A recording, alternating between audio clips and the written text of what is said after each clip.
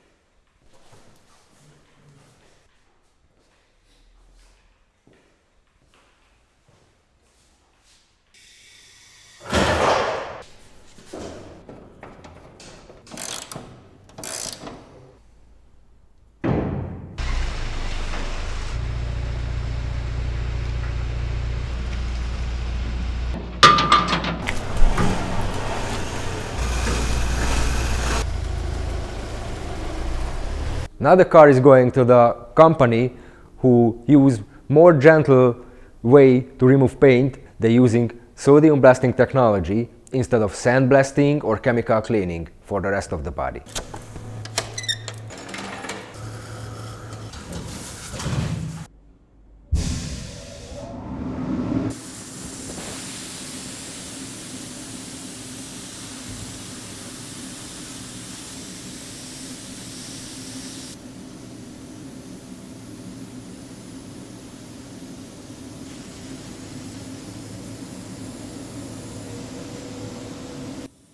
After sandblasting it, I'm sure we're gonna find some more stuff we can show you in our next video.